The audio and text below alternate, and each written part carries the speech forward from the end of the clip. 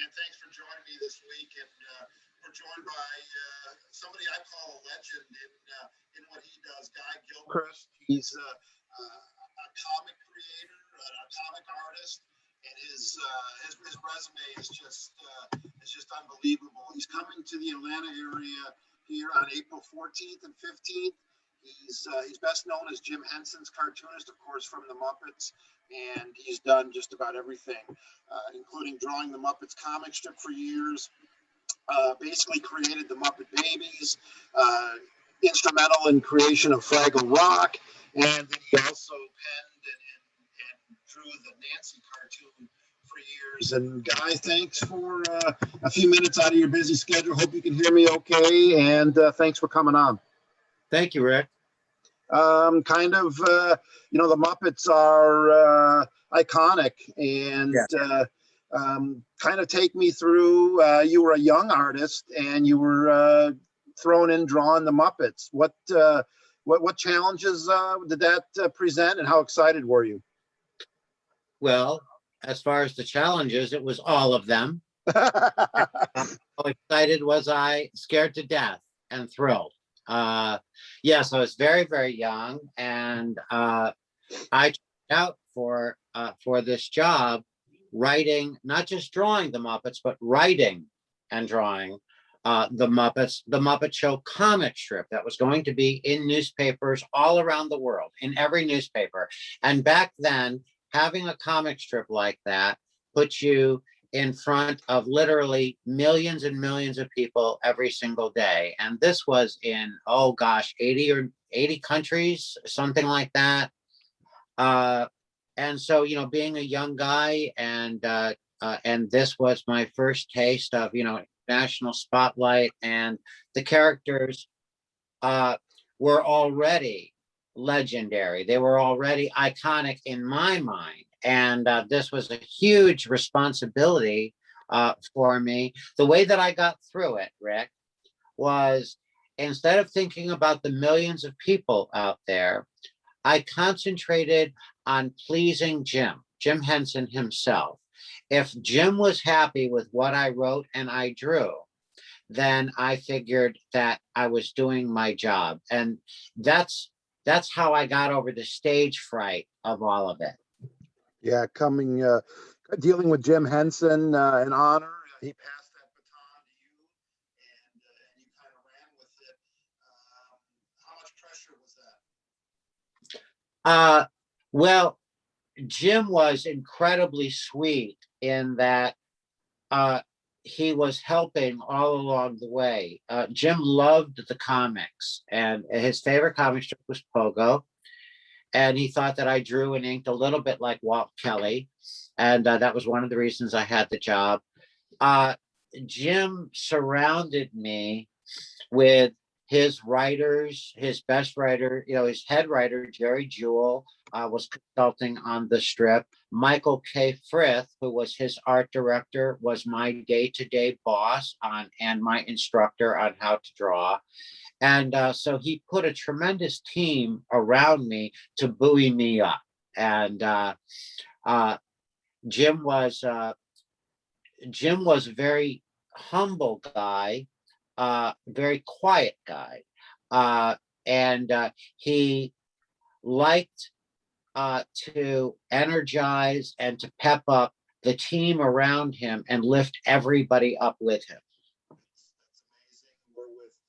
Guy Gilchrist. He's coming to the Atlanta area April 14th and 15th. He'll be appearing at Galactic Quest comic book stores in Lawrenceville and Buford. We'll put all the links in the show notes. You can come out and meet him. And then also there's going to be a cartoon workshop with limited tickets available. You'll be able to work right alongside and get tips from Guy, and that's going to be just amazing. And Guy, we as fans of the Muppets for decades, we all have our favorite characters. Which characters? Maybe the Muppets are, of course, character driven. Which characters are the easiest to draw for you, and which were the toughest? Well, starting out,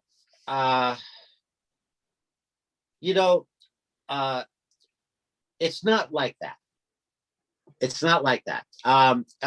Basically, what you're doing is you inhabit that character. You figure out, the shapes that they're drawn and all of that, and then you inhabit that character. Now, time-wise, of course, like somebody like Uncle Deadly takes a long time to draw, longer than Kermit, but that doesn't mean he's more difficult than Kermit.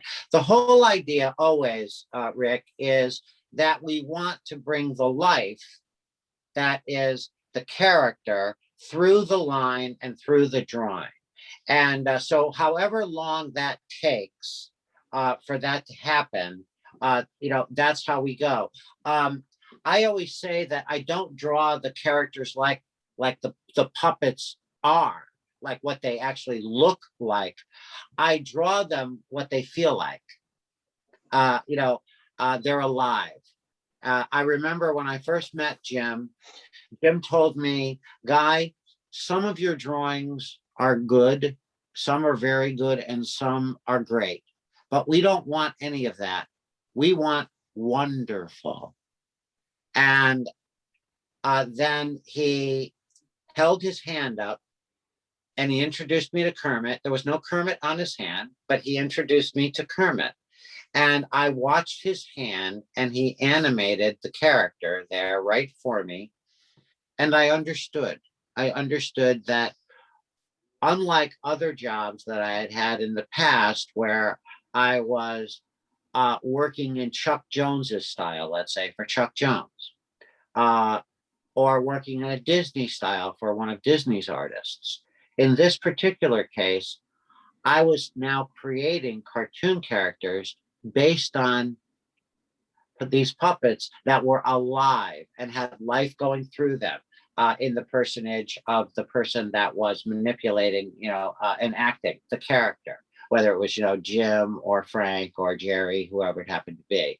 And so that was and will always be the challenge. And I think that if that when we're doing those programs that you were talking about, I'm doing meet and greets and stuff at the stores, and we're also doing these drawing programs. I bring a lot of that to these programs, and this is for all ages, where we're not learning so much how to draw perfectly. What we're doing is we're going to learn how to take control of the character and make that character yours and have that character have some life. We're talking about the art of Guy Gilchrist with Guy himself, a legend, comic strip artist, the Muppets. And then after the Muppets, Guy, Nancy, you took that challenge as well. Nancy, a long-running comic strip. We'll talk about Nancy in a second. But how does a comic strip live that long? Your Peanuts, your Garfield, your Marmaduke, those type of comics. What separates them from, a comic strip that maybe doesn't last but a year or two? Well, I can only talk for, when I took on Nancy in 1995, it was losing newspapers. The interest had waned, and the person that was doing it before me, it was just sort of like on decline. And so we didn't think that it might even last another 6 months. And then, I did it for almost 23 years. I got very fortunate. I think that just all I can do is just talk about how I approached it. I looked at it as we were going to look in on some friends through the window. Like, they were your neighbors, they're your friends, and you were looking through these panels and you were looking at their lives and a little slice of life, through these little panels that are, a window into this little neighborhood.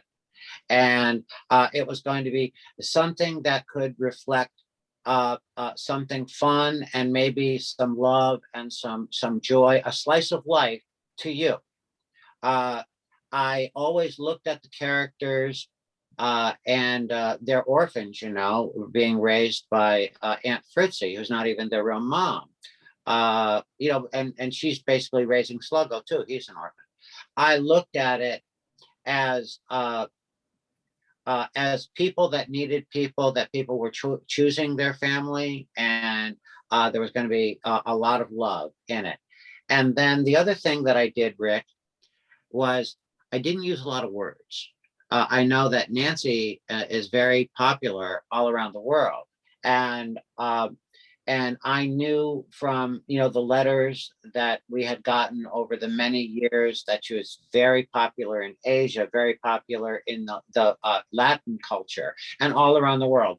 So I tried to do a lot of sight gags and pantomime sort of jokes. Very, very few words, and something, a sort of humor that was very childlike, childhood, your childhood, because I knew that it was adults reading it, not children, but it would take you back to your childhood, and you could relive those things no matter where you were in the world through these characters.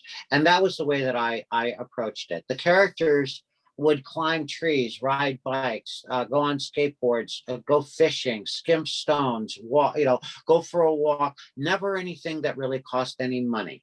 And the only thing that they would ever really buy would be an ice cream cone, a slice of pizza, or a comic book. Something that in your mind, my mind, is less than $1. So it was something that was universal. That's how I approached it. Yeah, he drew Nancy. To me, you added new life to Nancy for decades. Guy did a great job. And, like you said, a lot of times the words weren't the important thing, similar to a lot of times to Peanuts and something like Family Circus as well, where the actions or the what the characters were doing or getting into was the important thing. So yeah. There are comics that are dialogue driven, and some fantastic ones. I mean, like For Better or Worse, I always love that. I mean, Lynn is a genius, and and it was a soap opera, and we're like thoroughly invested, and of course you talked about Sparky, Charles Schultz.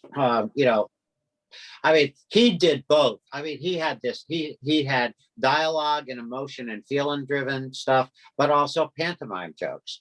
I was taught early on when I was with the Muppets by a great teacher. Bill Yates was my editor at King Features when I was doing the Muppets.